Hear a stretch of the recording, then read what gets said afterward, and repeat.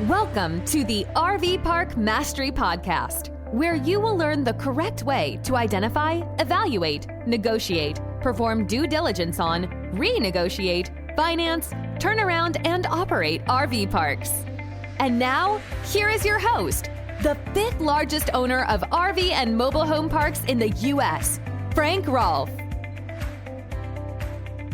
Webster's defines emulate as to match a person, typically by imitation. So who do you as a successful RV park owner want to emulate? Who do you want to be like? Well, in today's RV Park Mastery Podcast, we're going to be giving you the answer. You want to be like a banker. You want to always think like a banker throughout your RV park investing career. That's the best person. You want to be just like they approach deals. Why? Because that will give you greater security, greater liquidity, and greater chance for success. So how does a banker look at an RV park loan or RV park investment? Well, there's four things that bankers do that I think you should know about and that you should also adopt. Number one, the concept of safety. Now, there's an old saying that before you can have return on principal, there has to be return of principal. What does that mean? Well, it means that basically if someone wants to say, hey, I made an 8% return on this loan, you only made that at the end of the movie when you got the loan back. Then you made your 8% return. However, until you get the principal back, you have nothing. And don't forget that a bank doesn't share in any of your concepts of success. All the bank is going to get, no matter what happens with your RV park, is they're going to get their principal back plus some interest. They don't get any upside. If you buy that RV park and you sell it for $1 million 20 years from now, they don't get any percent of the $1 million. So what do they really have? They just get that small amount of interest. And right now, it's the smallest it's ever been in American history. Interest rates are the lowest they've ever been. So basically, a bank is only going to want to make a loan in an RV park when it feels 100% certain it will get its principal back. Now, how do you do that? How do you know you can get your principal back? Well, you only buy RV parks that you have vetted through due diligence and that you know with very good certainty that everything will work out like you planned. And on top of that, you want to think like a bank. You want to have a plan B and a plan C. What does that mean? It means if things don't work as you planned, you can't just give up. You can't tell the bank, oh, well, I thought I was able to increase the occupancy by 20%, but I failed. No, you have to say I didn't hit it yet, but here's my plan B to do it. Here's my plan C to do it. You have to be resilient. So safety is a key item. Anytime you're looking at buying an RV park, you have to believe in your heart of hearts with 100% certainty that you are going to succeed at that and that you are going to get your down payment back and interest and a profit. Do not get involved in risky stuff. Not a good idea. Benjamin Franklin once said that due diligence is the mother of good luck. He never owned an RV, but he would have been an excellent RV park owner and an excellent banker because that's exactly correct. You make your own luck. When you check out all the angles so that you know that the revenues are accurate and the costs are accurate, that the permits are valid and every other item falls right into place, then and only then do you have safety. And you never want to get involved in a deal unless you have that form of safety. Item number two that bankers do. Bankers are always concerned about quality. So what does that mean? It means with an RV park, they want to have something that they consider to be investment grade. They don't want just a raw field, a big dirty field that some RVs pull in with a little power source per lot, no real defined roads, infrastructure, amenities. They don't want that. There's no quality in that. They've learned from experience that quality assets are much safer than non-quality assets. So therefore, the question is, what makes an RV park have quality? Well, I think we all know the answer to that. You can drive into any RV park right now and you can tell me, just as you pull in 3 seconds, this is a quality product or this is not a quality product. The quality can be based on many items. The location obviously is big, but so is the infrastructure. Just the way the property is presented, its marketing, its signage, the drive-up appeal. All of these various items mean quality. Now, bankers in tough times, like right now during the COVID-19 pandemic, what do bankers do? Bankers do what's called a flight to quality. That means they favor loans that are based on quality properties And the ones that are not quality fall into disfavor. They don't want to make those loans anymore. So that's why quality is key. When you're looking at an RV park, if it has quality, it will always give you the ability to sell it or to get a loan on it. It will always attract new customers. It will always retain old customers. It will always have good word of mouth.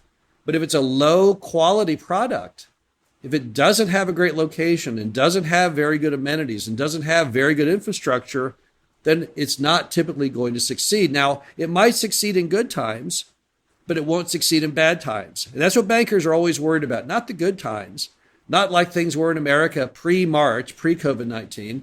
They're more interested in what happens after you have recessions and depressions.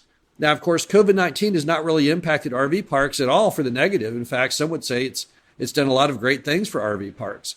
But nevertheless, those low-quality RV parks will at some point meet a time in American history, such as the Great Recession in 2007, 2008, where things are not all sunny, and those low-quality properties will always suffer the most. So always focus on quality, just like a banker does.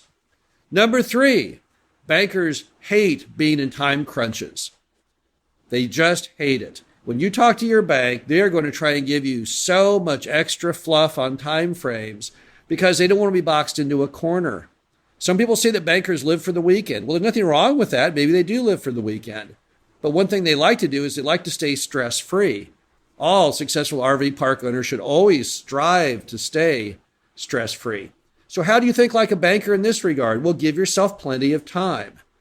If you're looking to buy an RV park and you ask the bank, how long would it take to get a loan on this RV park? And they say, well, I think I could get one in 45 days, then put 60 in the contract, maybe even more than that. And that doesn't matter whether you're buying one new or doing a refinance. Don't box yourself into a corner.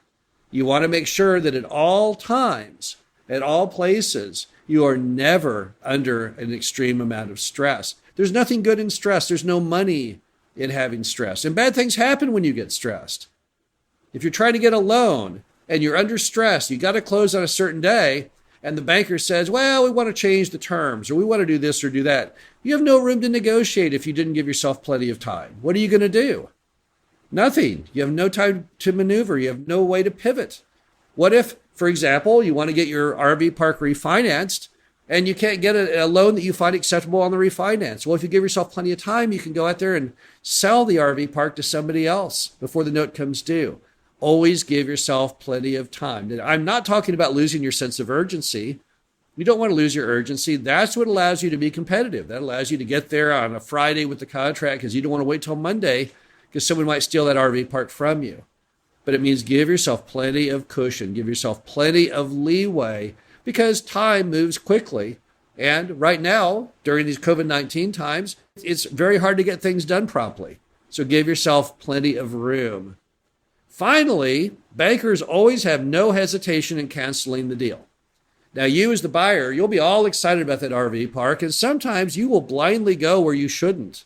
You'll find things out in due diligence, and you'll say, ooh, well, I'm going to buy it anyway because I already told everyone I was, and maybe it will all work out in the end. Well, bankers aren't like that. Bankers will just literally pull the plug 2 seconds before closing if they get cold feet. Now, they may not cancel the deal. They may say, well, we want to reconsider this. We want to go back before the committee again, right? You need to adopt that same kind of idea. When you're buying that RV park and you're doing all that due diligence and you're gathering that gut instinct of what's good and what's not, if your gut instinct tells you don't buy it, be like a banker. Say, whoa, something's wrong here. I'm not feeling good about this anymore. I'm not excited about this anymore. I don't think I want to buy this anymore. Be like a bank. I know it sounds cold. It sounds cruel. The broker will be calling you up. When are we closing on the RV park? So will the seller.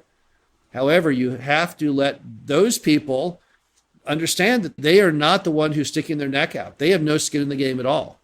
5 minutes after closing, the broker gets his money. The seller gets their money. They don't care what happens to you.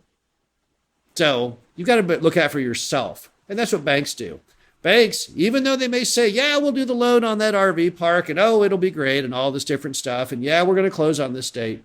If anything pops up in the interim, whether it's a bad appraisal, some other bit of bad news, something that makes them doubt whether you even know what you're doing, they will think nothing about shutting it down.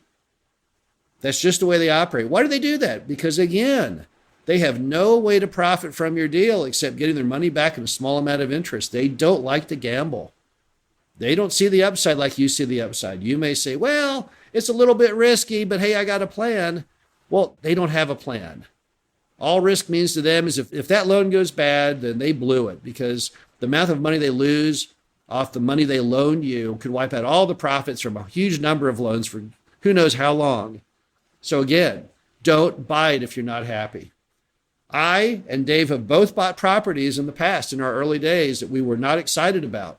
We did not have a positive gut instinct, yet we closed on them anyway because everyone was pressing us, the broker, the seller, even the banker. But we didn't feel good about it.